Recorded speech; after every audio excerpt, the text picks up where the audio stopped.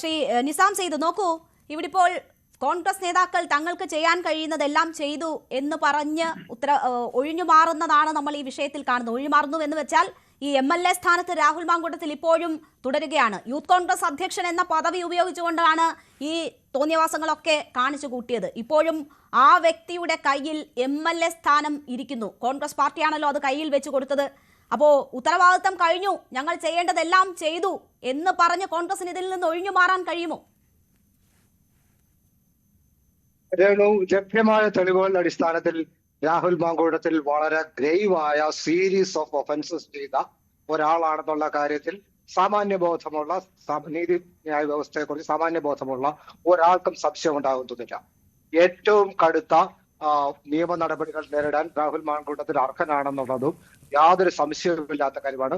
ഒരു സ്ത്രീ ആയിട്ട് മാത്രമല്ല, ഒട്ടേറെ സ്ത്രീകളെ വശീകരിക്കുകയോ വശീകരിച്ച് അവരെ വളരെ ഗുരുതരമായ സെക്ഷൽ ഒഫൻസിന് വിധേയമാക്കുകയും ചെയ്ത ഒരാളാണത്.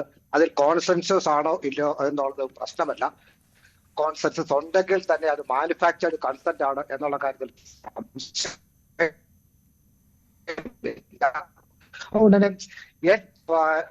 കൃത്യമായ നിയമ നടപടികൾക്ക് വിധേയനാകാൻ അർഹനാണ് രാഹുൽ മാങ്കൂട്ടത്തിൽ എന്നുള്ള കാര്യത്തിൽ തർക്കമില്ല. ഇത് രാഹുൽ മാങ്കൂട്ടത്തിന്റെ കാര്യത്തിൽ എന്തൊക്കെ ഡിഫൻസ് അദ്ദേഹത്തിന് പറയാനുണ്ടെങ്കിലും proven guilty under proven innocence എന്നുള്ളതാണ് അദ്ദേഹം. Burden of evidence is on the accused. അത് നിരപരാധിയാണ് എന്നുണ്ടെങ്കിൽ അദ്ദേഹം തെളിയിക്കാനുള്ള ബാധ്യത അദ്ദേഹത്താണ്. അതുവരെയും പൊതുസമൂഹവും നിയമവും അദ്ദേഹത്തെ കുറ്റവാളിയായി കാണും എന്നുള്ള കാര്യത്തിലും ഒരു തർക്കവുമില്ല. പിന്നെ ഇതിന്റെ രാഷ്ട്രീയമായ മാനങ്ങളെ കുറിച്ച് കോൺഗ്രസ് ഇത് എന്ത് ചെയ്തു എന്നുള്ളത് നമുക്കറിയാം. കോൺഗ്രസ് എന്ന പാർട്ടി ശരിയായ സമയത്ത് ശരിയായ തീരുമാനങ്ങൾ എടുക്കാൻ അത്ര പ്രസിദ്ധമായ പാർട്ടിയൊന്നുമല്ല. പലപ്പോഴും കോൺഗ്രസ് എന്ന പാർട്ടി തീരുമാനങ്ങൾ വലിച്ചു നീട്ടുകയും തീരുമാനങ്ങൾ അതിന്റെ ഏറ്റവും ഘട്ടത്തിലേക്ക് കൊണ്ടുപോവുകയും ഒക്കെ ചെയ്യുന്ന പാർട്ടിയാണ്. പക്ഷേ രാഹുൽ മാങ്കൂട്ടത്തിന്റെ വിഷയത്തിൽ കേരളത്തിൽ വളരെ മാതൃകാപരമായ നടപടികൾ എടുത്തൊരു പാർട്ടിയാണ് കോൺഗ്രസ് എന്ന് തന്നെ ഞാൻ പറയും. രാഹുലിനെതിരെ ആദ്യം ഒരു ആരോപണം വന്നപ്പോൾ ഒരു നടപടിയല്ല 3 നടപടി രാഹുലിനെതിരെ കോൺഗ്രസ് പാർട്ടി സ്വീകരിച്ചു. ആദ്യം ഒരു ആരോപണം അന്തരീക്ഷത്തിൽ ഉയർന്നു വന്നപ്പോൾ തന്നെ യൂത്ത് കോൺഗ്രസ് പ്രസിഡന്റ് സ്ഥാനം രാജിവെക്കാൻ ആവശ്യപ്പെട്ടു, രാജിവെപ്പിച്ചു. രണ്ടാമത് ഒരു അതിജീവിതയുടേതായ ഒരു ശബ്ദ സന്ദേശം ചാനലുകളിൽ പ്രത്യക്ഷപ്പെട്ടപ്പോൾ അദ്ദേഹത്തെ പാർട്ടിയിൽ നിന്ന് സസ്പെൻഡ് ചെയ്തു. പിന്നീട് അദ്ദേഹത്തിന്റെ പേരിൽ ഒരു കേസ് വന്നപ്പോൾ അദ്ദേഹത്തെ പാർട്ടിയിൽ നിന്ന് പുറത്താക്കി. ഇതിൽ കൂടുതൽ ഏതെങ്കിലും ഒരു പാർട്ടിക്ക് എന്തെങ്കിലും ചെയ്യാൻ കഴിയും എന്ന് ഞാൻ വിശ്വസിക്കുന്നില്ല. സമാനമായ സാഹചര്യങ്ങളിൽ മറ്റു പാർട്ടികൾ എന്താണ് ചെയ്തത് എന്നുകൂടി പരിശോധിക്കുമ്പോൾ നമുക്കറിയാം. മുകേഷിനെതിരെ ആരോപണം ഉയർന്നപ്പോൾ CPM-ന്റെ സംസ്ഥാന സെക്രട്ടറിയായ MV ഗോവിന്ദൻ പറഞ്ഞത് ഇന്ത്യയിൽ 5 MP-മാരും 155 MLA-മാരും ഇത്തരം ലൈംഗിക പീഡന കേസുകളിൽ പ്രതിയാണ്. അവരെല്ലാം രാജിവെക്കാൻ നിന്നാൽ ഇന്ത്യയിലെ നിയമ സംവിധാനമാകെ തകരും. മാത്രവുമല്ല, ഈ രാജിവെച്ച ശേഷം അവർ നിരപരാധിയാണെന്ന് കണ്ടെത്തി കഴിഞ്ഞാൽ അവർക്ക് വീണ്ടും ഈ പദവി തിരികെ നൽകാൻ യാതൊരു മാർഗവുമില്ല. അതുകൊണ്ട് അവരാരും രാജിവെക്കേണ്ടതില്ല എന്ന് പറഞ്ഞത് CPM-ന്റെ സംസ്ഥാന സെക്രട്ടറിയായ MV ഗോവിന്ദനാണ്. അപ്പൊ CPM-ന്റെ പ്രഖ്യാപിതമായ നിലപാടാണ്. BJP-യുടെ കാര്യത്തിൽ നമുക്കറിയാം, ഇന്ത്യയുടെ അഭിമാനമായിരുന്ന ഗുസ്തി താരങ്ങൾ ഉൾപ്പെടെയുള്ള ആളുകൾ ലൈംഗിക പീഡനങ്ങൾ നടത്തിയെന്ന് ആരോപിച്ച ബ്രിജ്ഭൂഷണെ എല്ലാ സംരക്ഷണവും നടത്തിയ പാർട്ടിയാണ് BJP. ഇതൊക്കെയായിട്ടും കോൺഗ്രസ് ഇത്രയും നടപടികൾക്ക് മുതിർന്നു എന്നുള്ളത് വളരെ പ്രോത്സാഹനം ചെയ്യേണ്ട കാര്യമാണ്. കോൺഗ്രസ് നടപടി സ്വീകരിച്ചു എന്നതാണ് അദ്ദേഹം ഈ വിഷയത്തിൽ സൂചിപ്പിക്കുന്നത്. ഞാൻ രണ്ടാം ഘട്ടത്തിൽ താങ്കളിലേക്ക് എത്താം. ശ്രീ മനു പ്രസാദ്, BJP പ്രതിനിധി കൂടി നമുക്കൊപ്പം ചേരുകയാണ്. മനു, നോക്കൂ, ഇവിടുന്ന് BJP നേതാക്കളൊക്കെ വളരെ അഗ്രസീവായി അല്ലെങ്കിൽ ആ നിലയിലൊക്കെ ഇതിനോട് പ്രതികരിക്കുന്നതാണ് നമ്മൾ കണ്ടത്. കെ സുരേന്ദ്രനും ശോഭാ സുരേന്ദ്രനും ഒക്കെ വിഷയത്തിൽ പ്രതികരിക്കുന്നു. പാലക്കാട്ടെ ജനങ്ങൾ അടിച്ചിറക്കും എന്നതാണ് ശോഭാ സുരേന്ദ്രൻ ഉപയോഗിച്ച വാക്ക് എന്നതാണ് ഞാൻ മനസ്സിലാക്കുന്നത്.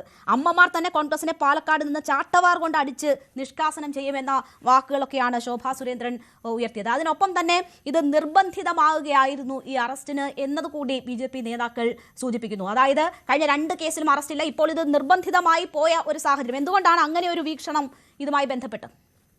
അല്ല, ഇതിൽ ചില കാര്യങ്ങൾ സൂചിപ്പിച്ചുകൊണ്ട് വരാം. കോൺഗ്രസിൻ്റെ ചില ആളുകൾ ഇവിടെ സംസാരിക്കുന്നത് കണ്ടപ്പോൾ എനിക്ക് തോന്നിയത് രാഹുൽ മാങ്കൂട്ടത്തെ ഏതെങ്കിലും തരത്തിൽ ആരോ കള്ളക്കാസിൽ കുടുക്കിയതിൻ്റെ പേരിൽ ഇപ്പോൾ അറസ്റ്റ് ചെയ്തു എന്ന അവസ്ഥയിലേക്കാണ് അവർ സംസാരിക്കുന്നത്. എന്തോ ഒരു പാവപ്പെട്ട ഒരാളെ വീട്ടിൽ ചെന്ന് ഒരു തെറ്റും ചെയ്യാതെ കൊണ്ടുപോയി എന്ന നിലയിലാണ് ഇവരെല്ലാം വരുത്തി തീർക്കാനുള്ള പരിശ്രമം നടത്തുന്നത്.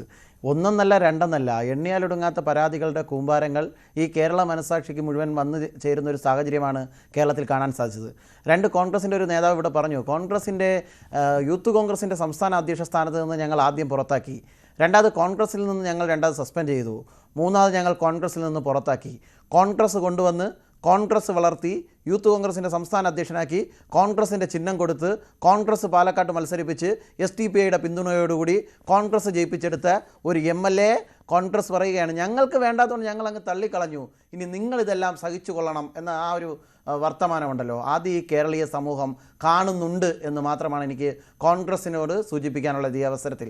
കാരണം നിങ്ങൾ തന്നെ കൊണ്ടുവന്ന്, നിങ്ങൾ വളർത്തി, നിങ്ങൾ ചിഹ്നം കൊടുത്ത്, നിങ്ങൾ മത്സരിപ്പിച്ച് SDPI പിന്തുണയോടുകൂടി നിങ്ങൾ ജയിപ്പിച്ചെടുത്ത ഒരു MLA പാലക്കാട്ട് ജനങ്ങളുടെ തലയിൽ കെട്ടിവെച്ച് നിങ്ങൾക്കതിൽ ഒരു ഉത്തരവാദിത്വവുമില്ല എന്ന് പറയുന്ന കേരളത്തിൻ്റെ പ്രതിപക്ഷ നേതാവിനെ ഈ കേരളീയ സമൂഹം കണ്ടിട്ടുണ്ട് എന്ന് മാത്രമാണ് ആ വിഷയത്തിൽ എനിക്ക് സൂചിപ്പിക്കാനുള്ളത്. 2, അറസ്റ്റുമായി ബന്ധപ്പെട്ട് മുഖ്യമന്ത്രിയോട് നേരിട്ട് പോയിട്ട് ഒരാൾക്ക് പരാതി പറയേണ്ടി വരുന്നു അവസാനം കേസെടുക്കാൻ.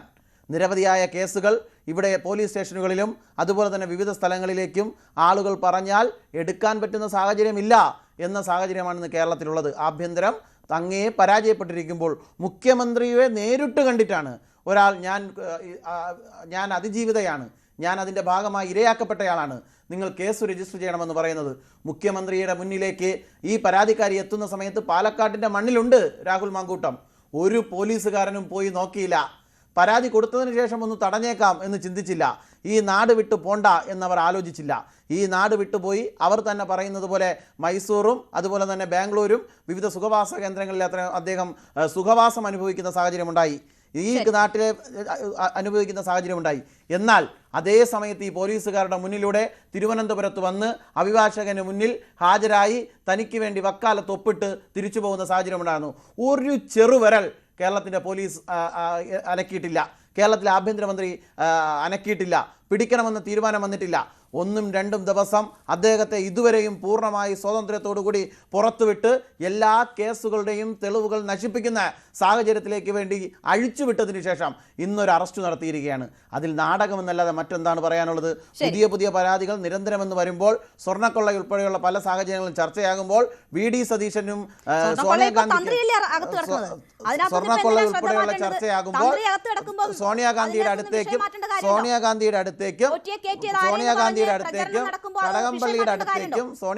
അടുത്തേക്കും കടകംപള്ളിയുടെ അടുത്തേക്കും അന്വേഷണം പോകാതിരിക്കാൻ സാധിക്കുകയില്ല എന്ന നിലയിൽ കേരള സമൂഹം ചർച്ച ചെയ്യുമ്പോൾ അവർ രാഹുൽ മാങ്കൂട്ടത്തെ അറസ്റ്റ് ചെയ്യാണ്.